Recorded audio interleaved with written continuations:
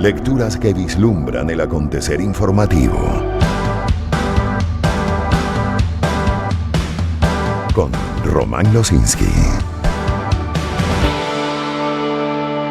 Son las 6:19 de la mañana. Creo que el país, en su inmensa mayoría, no se podría decir todo, pero en su inmensa mayoría está movido aún por el caso de Víctor Hugo Quero Navas. Y habría que agregar de su madre también, por eso muchos de los titulares que vamos a revisar a esta hora y de la primera conversación, entrevista que vamos a tener el día de hoy, tiene que ver con ese caso. Comienzo en confirmado. Allí leemos que el director del Foro Penal, Alfredo Romero, señaló que la investigación sobre el caso de Víctor Quero Navas solamente podrá concluir cuando los culpables estén detenidos. Romero aseguró que este caso es la demostración de cómo se ha tratado a los presos políticos en Venezuela. Cita textual para él. Nos acompañará en el programa luego del corte de las 6:30 Gonzalo Imiob, abogado, director del Foro Penal. En confirmado también leemos que tras el proceso de exhumación y posterior sepelio de su hijo Víctor Hugo Quero Navas en el Cementerio del Este, la señora Carmen Teresa Navas rompió el silencio para cuestionar la veracidad de la data de la muerte ofrecida por el Estado venezolano. En sus primeras declaraciones, la madre de Víctor Quero denunció que el estado de los restos no coincide con la versión oficial que sitúa el deceso el 24 de julio del año 2025. Acompañada por la periodista Marjorie Méndez, la señora Navas grabó un video en el que explicó que su silencio inicial respondió al profundo trauma vivido tras meses de búsqueda infructuosa mientras su hijo ya había fallecido bajo custodia. Y citan acá en confirmado: yo no he querido dar declaraciones porque me mataron a mi hijo, nunca me dejaron verlo. El dolor de una madre no lo supera nadie. Hasta ahí la cita para ella. La principal exigencia de Carmen Teresa Navas ahora se centra en la transparencia de los resultados forenses. Según la versión que la Fiscalía comunicó a la familia, su hijo habría muerto hace casi 10 meses en el hospital militar. Sin embargo, la madre sostiene que lo observado durante la experticia del viernes cuenta una historia distinta. En F leemos que la ONG Justicia, Encuentro y Perdón y Provea indicaron el viernes que 27 personas detenidas por motivos políticos han fallecido bajo custodia del Estado desde 2014, entre ellas Víctor Quero Navas. Según Provea y la ONG Justicia, Encuentro y Perdón, el año con más muertes bajo custodia del Estado fue 2024 con 5, seguido de 2019 y 2025 con 4 fallecimientos cada uno. Pero hay más reacciones, hay más posiciones. Por ejemplo, tenemos que una treintena de personas, la mayoría familiares de detenidos por motivos políticos en Venezuela, honraron el viernes en una vigilia a Víctor Hugo Quero Navas, cuya muerte el año pasado bajo custodia del Estado, información oficial, fue reconocida por el gobierno tras meses de búsqueda por parte de su madre Carmen Navas. El grupo se reunió en las afueras del Servicio Bolivariano de Inteligencia Nacional, el SEBIN, en el Helicoide, en Caracas, donde oraron y dieron unas palabras en memoria de Quero Navas. También han confirmado que madres y familiares de detenidos por motivos políticos develaron un memorial en homenaje a Quero Navas en las inmediaciones de la cárcel del Rodeo 1 en Miranda para exigir justicia por su muerte. Durante la jornada, los asistentes realizaron una vigilia, colocaron mensajes, fotografías y velas en honor a este comerciante fallecido. Y también en ese portal leemos que organizaciones no gubernamentales exigen al Estado la destitución inmediata del ministro para el Servicio Penitenciario, Julio García Serpa, y demandaron que los familiares de Víctor Hugo Quero Navas tengan acceso pleno a todos los procesos de investigación por su muerte. Por su parte, la Conferencia Episcopal Venezolana se pronunció el domingo sobre el caso de Víctor Hugo Quero Navas. La máxima representación eclesiástica del país expresó a través de un comunicado que es, cito, moralmente inaceptable y jurídicamente alarmante que Víctor Quero Navas haya fallecido en julio del año 2025 mientras el Estado suministraba información contradictoria a su familia. Son signos de una falta de transparencia, dicen, y probidad del Estado.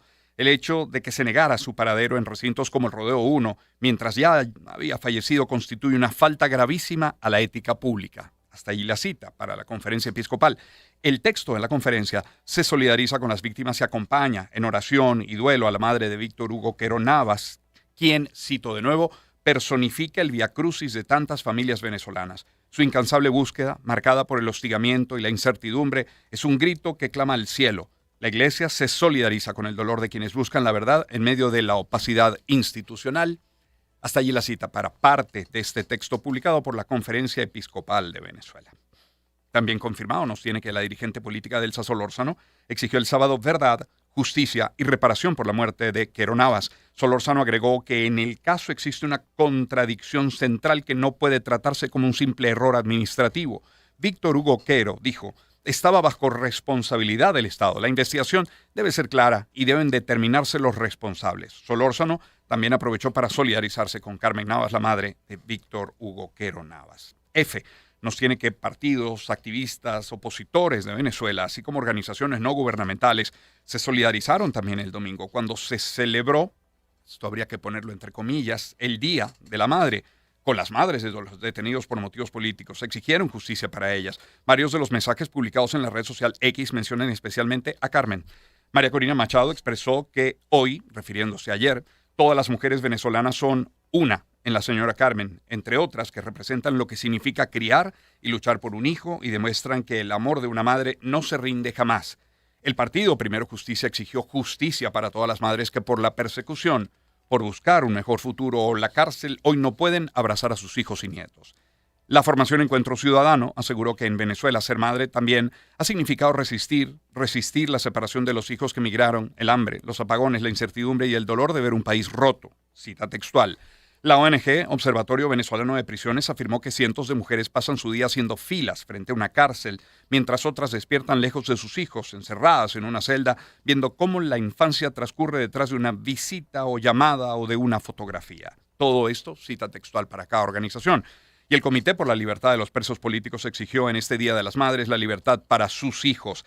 Ese es el regalo que esperan las madres que siguen frente a las cárceles. No piden privilegios, exigen justicia, verdad y regreso a casa, según agregó el Comité por la Libertad de los Presos Políticos. Ahora, vamos a este otro titular de confirmado, y es el que nos dice que Venezuela, en el país, permanecen encarcelados 457 detenidos por motivos políticos, entre ellos 42 extranjeros o con doble nacionalidad, cuando sigue en vigor una ley de amnistía. ¿Cómo? Pues limitada a ciertos delitos, a ciertos hechos y a periodos de tiempo específicos, según un balance difundido el sábado por Foro Penal. En la red social X aseguró el foro que hubo una excarcelación y que 4 casos fueron reportados recientemente a la organización no gubernamental. Del total, 414 son hombres, 43 mujeres, entre ellos un adolescente, según indicó la ONG, que registra 270 presos políticos civiles y 187 militares. Y en confirmado leemos que el exconcejal de Anaco, José Manuel García Sabino, falleció la noche de este sábado mientras permanecía recluido en los calabozos de la Policía Municipal de Anaco, en Anzoátegui. El dirigente político militante del PSUV se encontraba bajo custodia del Estado al momento de su muerte. De acuerdo con Mundaray, García Sabino había denunciado presuntos hechos de corrupción dentro de la alcaldía y del Consejo Municipal de Anaco, por lo que calificó lo ocurrido como un crimen del Estado. Seguimos. Vamos a revisar en F que, cambiando de tema por un momento, porque insisto, tendremos a Gonzalo Imiob en algunos minutos en nuestro programa, pero Delcy Rodríguez aseguró el sábado tener información sobre jueces que han cobrado en el proceso de amnistía que comenzó el pasado febrero y exigió actúan contra ellos. Familiares de detenidos por motivos políticos habrían denunciado el pasado marzo cobros en dólares en algunos tribunales para entregarles la notificación que otorga la libertad plena a sus allegados como parte de la ley de amnistía aprobada en el mes de febrero. Y también en otros temas, este lunes se llevará a cabo una nueva audiencia sobre la controversia territorial entre Venezuela y Guyana. Delcy Rodríguez arribó a la ciudad de Ámsterdam, Países Bajos, para participar en esta sesión en la sede de la Corte Internacional de Justicia. Tenemos un reporte de Stenin Olivares.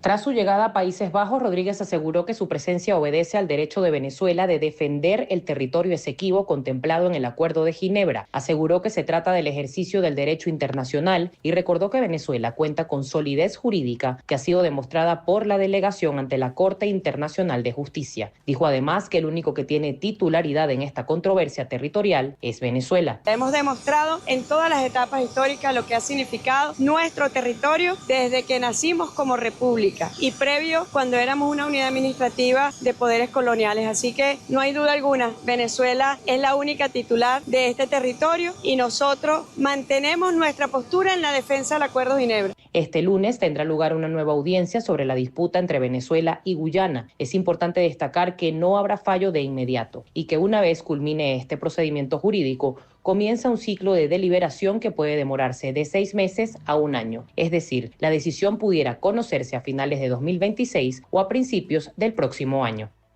Hablando de Guyana, alertan sobre daños ambientales por un derrame de hidrocarburos en costas de los estados Sucre y del Tamacuro. El reporte lo tiene Ariana Ágreda.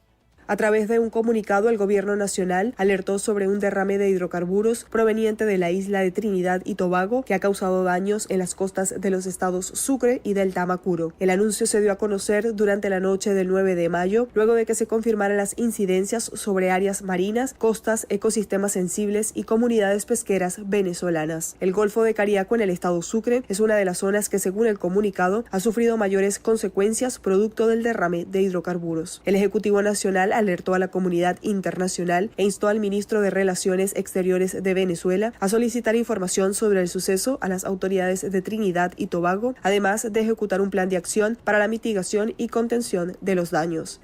Ahora, el ministro de Energía de Trinidad y Tobago, Rudal Munglial, aseguró este domingo a EFE que no es visible un derrame de hidrocarburos procedente de su tierra y del que Venezuela alega que inició allí, dejando una grave afectación ambiental en el Golfo de Paria que comparten ambos países. Inspecciones de seguimiento hechas por drones y embarcaciones indicaron que no se avistan remanentes de hidrocarburos en la superficie del agua, según afirmó este ministro de Energía de Trinidad y Tobago, Rudal Munilal, es el apellido correcto, Munilal, no sé si se pronuncia así, 6:30 minutos de la mañana.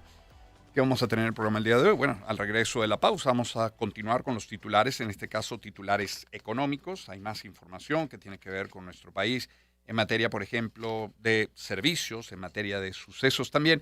Y esa primera conversación con Gonzalo Imiob, eso será sobre las 6:40 minutos de la mañana. A las 7 de la mañana estaremos conversando con el sociólogo y quien fue rector del Consejo Nacional Electoral, con Vicente Díaz.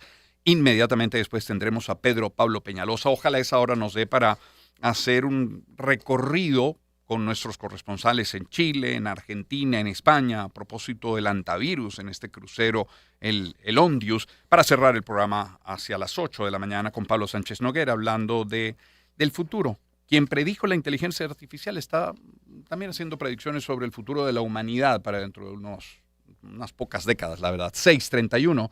Vamos a la pausa. Ahora y para siempre, Richard Marx. Momentos que forman parte de la vida. Éxitos. Caracas, Valencia.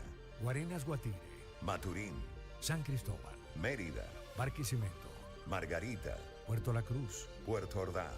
Maracaibo, Maracay.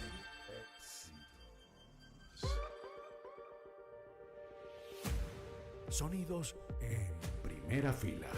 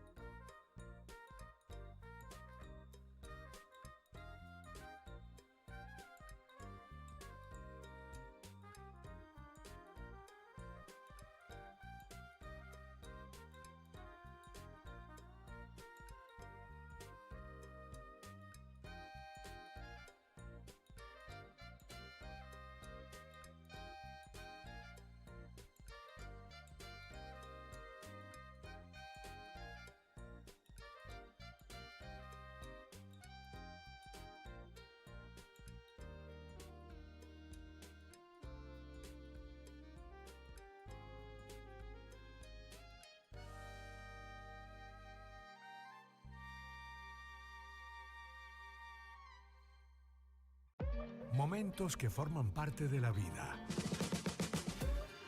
Éxitos. Caracas, Valencia, Guarenas Guatire, Maturín, San Cristóbal, Mérida, Barquisimeto, Margarita, Puerto La Cruz, Puerto Ordaz, Maracaibo, Maracay.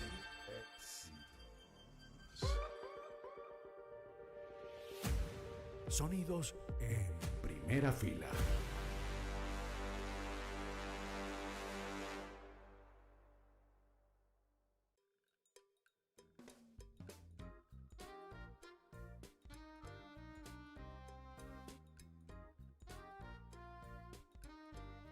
Son las 6:37 minutos de la mañana. Gracias por acompañarnos en la señal de éxitos en materia publicitaria. Y antes de seguir adelante con nuestro programa, permítame que le hable de Osole, por ejemplo. Estoy seguro que preparar el almuerzo, el de hoy, podrá quitarles mucho tiempo, pero hay una buena noticia, y es que Osole tiene la línea más grande de salsas para pastas, pero también para el pollo, para la carne, para lo que sea.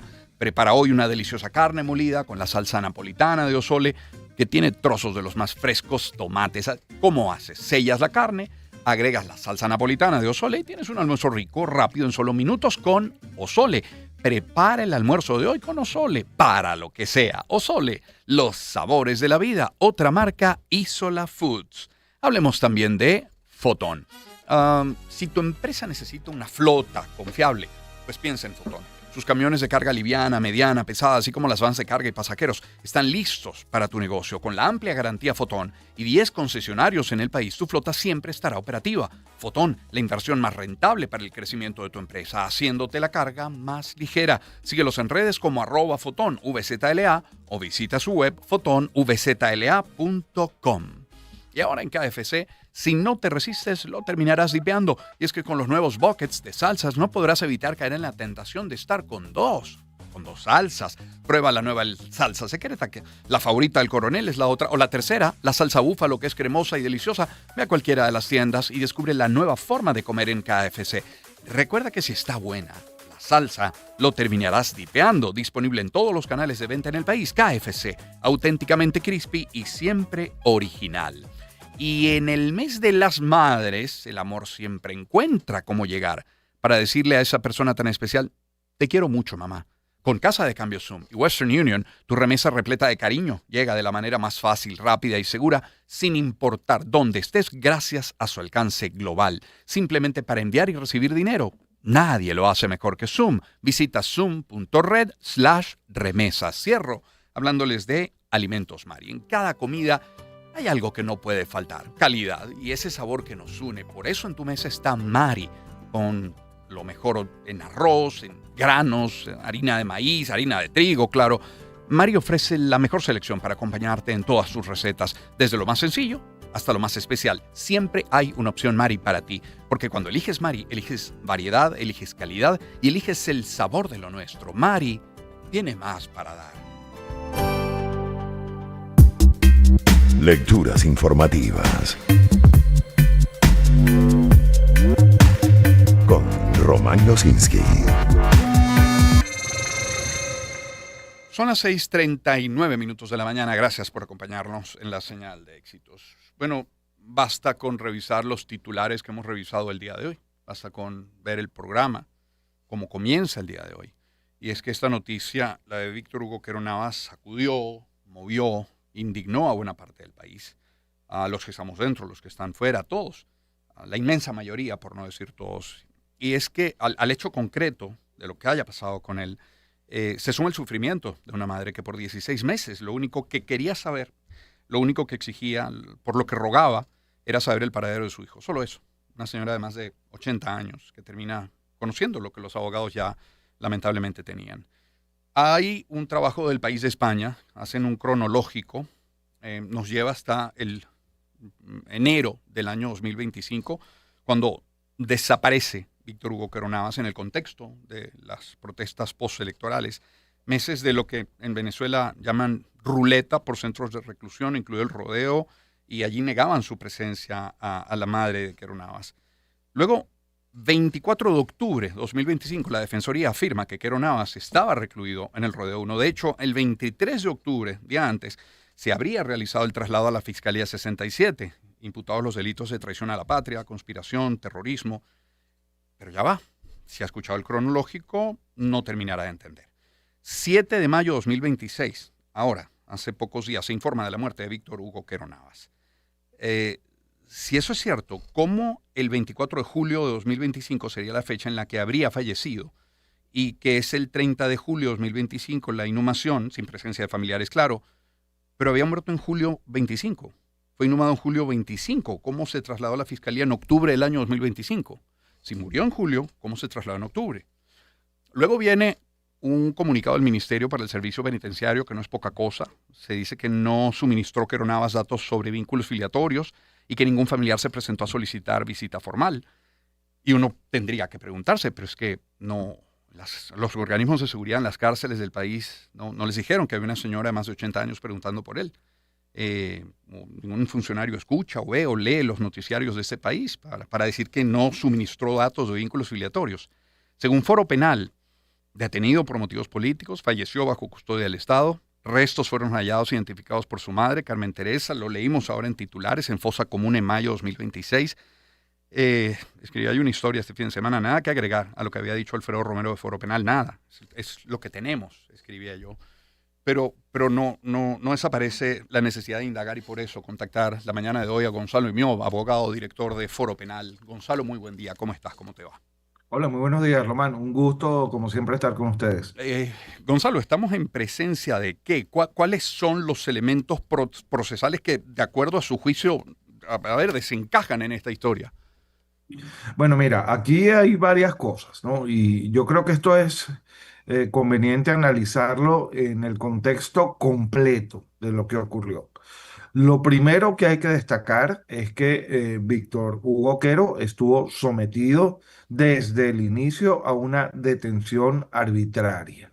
Una detención que se dio en un contexto de persecución política postelectoral en la cual se metió preso a Víctor Hugo Quero conjuntamente con un bloque importantísimo de personas de manera arbitraria, de manera ilegal. Ya por ahí empiezan muy mal las cosas para este caso. Pero no solamente eso, después de eso, no solamente se le mantuvo en desaparición forzada, porque el Estado lo retuvo y se negó a decir a sus familiares, particularmente a la señora Carmen Navas, a su madre, dónde estaba, y a sus abogados tampoco se les informó dónde estaba. Pero además de esto, se le impuso, eso es lo que nosotros presumimos, un defensor público contra su voluntad, porque él tenía sus abogados privados. Entonces, fíjate, nada más en el momento de inicio del caso ya tenemos tres gravísimas violaciones a los derechos humanos que se materializaron en el caso de Víctor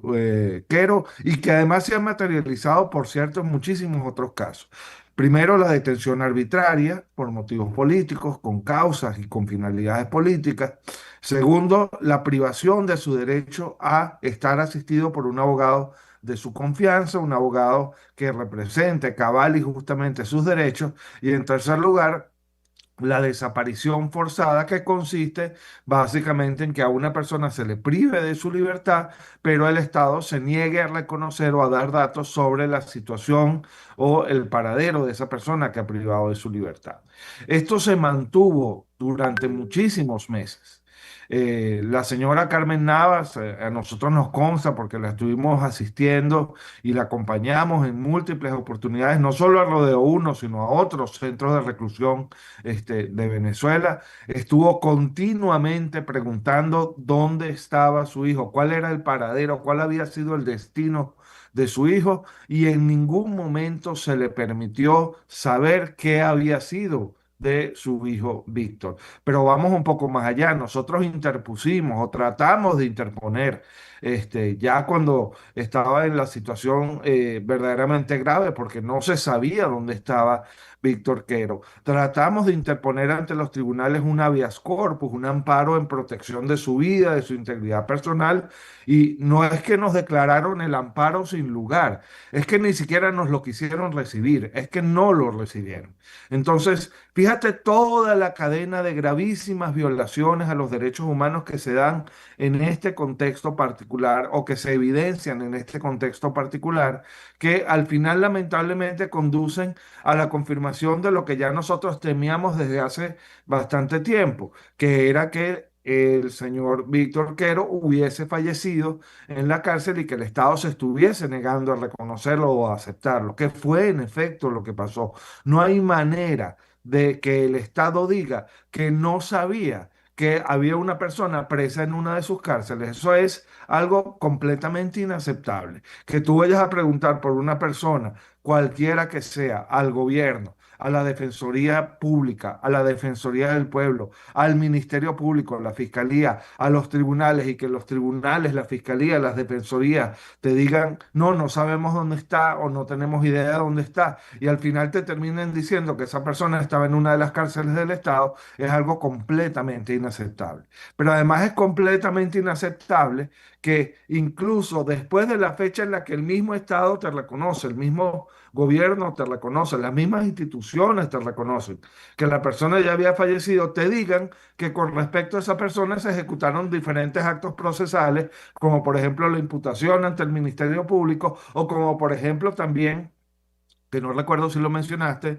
Román, Ujú. el negarle la amnistía que se le solicitó porque supuestamente los requisitos no estaban dados. Es decir, no sabían los tribunales de verdad qué había pasado con esa persona. Vivimos en un país en el que los tribunales no saben, los tribunales penales concretamente, no saben dónde están los presos. O no sabe qué le pasa o qué le ha pasado a los presos que están siendo investigados y juzgados en esos tribunales. Eso es gravísimo. Eso es absolutamente aterrador. Y eso es un poco lo que pone en evidencia este lamentable caso que deja en esta situación tan precaria, tan dolorosa, tan difícil de superar a la familia de Víctor Quero, particularmente a su madre, que nunca se cansó de buscarlo, pero que además entonces ahora nos deja más preguntas que respuestas, porque lo que debe ocurrir ahora es que los responsables de todo esto que vino pasando, y no hablo solo de su muerte, por eso te hice Ujú. desde el comienzo la narrativa de todo lo que pasó con Víctor Quero, con esto de su detención arbitraria, con su desaparición forzada, con la negativa que se le impuso de poder ser asistido por sus defensores designados por él, por sus defensores de confianza, etcétera.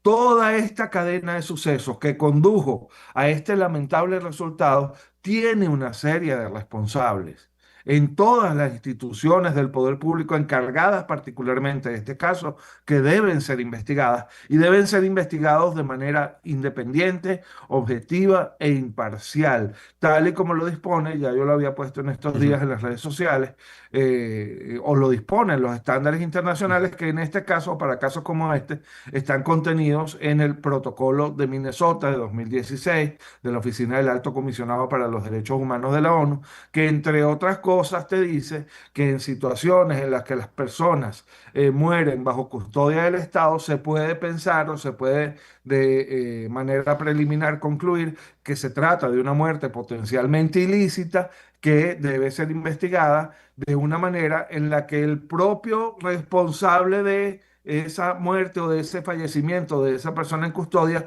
no obstaculice la investigación para que se sepa la verdad, que es un derecho al que tienen todas y cada una de las víctimas de este tipo de situaciones. Ese derecho a la verdad, a que se sepa qué ocurrió, pero más allá de eso, a que los responsables en todos los puntos de esta triste historia, de todo lo que vino pasando desde el inicio, sean declarados culpables de los delitos y de los crímenes a que haya lugar. Es Gonzalo Imio quien nos acompaña. Gonzalo, hablabas de preguntas y sí, surgen muchas. Uno podría preguntarse, por ejemplo, cuando una persona fallece en custodia, ¿en qué momento, cuándo debe informarse a sus familiares? O pensar en una fosa común cuando era público, notorio y comunicacional que había una madre por meses buscándolo. No tiene sentido. O podría uno preguntarse por el examen forense antes del entierro y luego lo que ocurre en la exhumación. Pero a ver. Más allá de todas esas preguntas, y podrías referirte a ellas si quieres, pero si, como dicen las actuales autoridades desde el Ejecutivo, que no llegaron en 2026, se pretende una reforma judicial de la que se ha estado hablando en los últimos días, si hablan de un nuevo momento político, citándolos textualmente, ¿qué debemos esperar aún con esta Fiscalía y con esta Defensoría? Bueno, mira, lamentablemente yo creo que muy poco, Román, y lo digo con honestidad y con bastante tristeza, porque ¿qué es lo que pasa? Y por eso es que siguen sucediendo estas cosas. Más allá del cambio de momento político, de la situación política del país, más allá de algunos gestos relativamente esperanzadores que se dieron en los primeros momentos de este año, me refiero, por ejemplo, a la promulgación de la ley de amnistía, etcétera, que de alguna manera parecieran indicar que los tiros ya iban hacia otros lados y que íbamos a empezar a cerrar estos dolorosos capítulos que tienen tantos años afectando a nuestra nación. Lo cierto es que, te reitero, más allá de todo eso, el aparato represivo y la cultura represiva que impulsa ese aparato todavía están intactos. Los jueces siguen siendo los mismos, los que dirigen los cuerpos de seguridad en general siguen siendo las mismas personas, los fiscales siguen siendo los mismos. Es decir, tenemos que supuestamente hay una intención de enmendar el camino o de corregir el rumbo hacia otros derroteros diferentes, pero al final del día, si tú dejas esa tarea, si tú impulsas ese cambio que supuestamente estás tratando de hacer, pero manejado o conducido por los mismos agentes represores que en el pasado fueron los que nos llevaron a este punto, no vas a lograr verdaderamente ningún cambio significativo. Eso es algo que se viene denunciando desde hace ya bastante tiempo, incluso desde febrero de este año, cuando se promulgó el 19 de febrero la ley de amnistía, que uno de repente pensó que pudiera haber sido un paso Mm. positivo y que hubiera podido conducir a toda una serie de cambios y de maneras distintas de hacer las cosas, pues cuando nos dimos cuenta de que esto había quedado en manos pues del mismo aparato represivo de antes, bueno, terminó conduciendo a lo que hoy día estamos viviendo, pues a situaciones como por ejemplo la de que todavía existe un número importantísimo de personas arbitrariamente detenidas por motivos políticos, a situaciones como la que acaba de pasar con Víctor Quero, a situaciones de todavía personas en situación de desaparición forzada, es decir, todavía no se ha cambiado el esquema y como no se ha cambiado el esquema, estas son las cosas que pasan. ¿Qué deberíamos hacer? Ujú. Oye, de verdad, ponerle empeño a esto y asumir que no se va a cambiar el sistema de justicia en Venezuela sencillamente por una declaración retórica o por un anuncio de tal o cual normativa, si de verdad no hay detrás de esto una voluntad política cierta, contundente, dirigida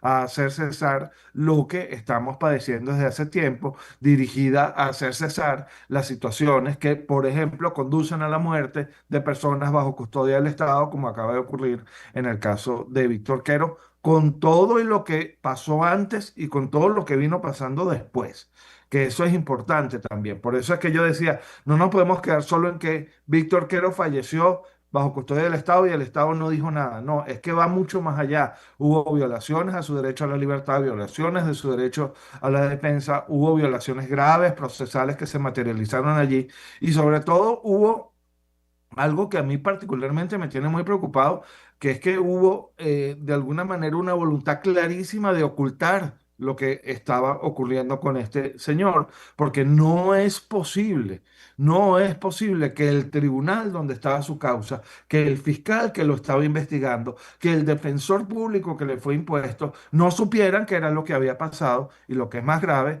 no es posible ni es justo y además constituye una gravísima infracción que no dijeran al mundo, que no le dijeran a su madre qué era lo que había pasado. Entonces, bueno, hay muchísima Mm. tela que cortar, Román. Tú me dices, bueno, ¿y qué podemos hacer? Bueno, tenemos que seguir trabajando para desmontar el aparato represivo, para desmontar esta cultura represiva que busca más bien librar de responsabilidades a quienes cometen violaciones a los derechos humanos. Cuando yo leí ese comunicado que decía, bueno, pero es que él nunca dijo con quién había que comunicarse. Él nunca habló ni de su mamá, ni de su familia, ni de su abogado. Aunque eso fuera verdad, si una persona fallece bajo custodia del Estado, el Estado tiene los medios para determinar quiénes son sus familiares y tiene que informarlo de inmediato a sus familiares. Tiene que informarlo de inmediato al tribunal. El centro penitenciario donde él estaba tenía que haberlo informado de inmediato al tribunal, a su defensor público, a la fiscalía. ¿Por qué no lo hicieron? ¿Por qué no lo hicieron? ¿O es que en Venezuela, vuelvo y repito la pregunta, los tribunales, las fiscalías, las defensorías no saben dónde están los presos? ¿Dónde están los presos que están investigando? No lo saben, no saben ni siquiera qué les está pasando. Si eso es así, la situación es doble y triplemente grave. Y esto es lo que tenemos que finalizar, esto es lo que tenemos que acabar, Román, porque mientras sigamos con este aparato represivo que funciona de esta manera y que además se ocupa fundamentalmente de tratar de procurar la impunidad de los responsables de situaciones como esta, no vamos a avanzar, no vamos a salir adelante. Es Gonzalo Imeo que nos acompaña. Gonzalo, ¿tenían medidas humanitarias de protección que Nava, su madre? Sí, le habían sido solicitadas medidas cautelares de protección ante la Comisión Interamericana de Derechos Humanos. Su caso había sido reportado también a la Oficina del Alto Comisionado para los Derechos Humanos, a la Cruz Roja Internacional también había sido reportada su situación y también a las dependencias de la ONU que se ocupan de la desaparición forzada de personas, pues también estaban debidamente notificadas de su situación. Gracias, Gonzalo, por este tiempo. Gracias, Román, un gran placer. Gonzalo Imeo, abogado, director de Foro Penal. Momentos que forman parte de la vida.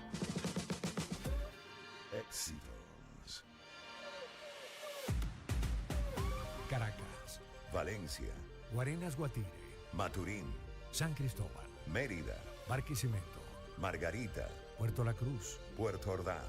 Maracaibo. Maracay.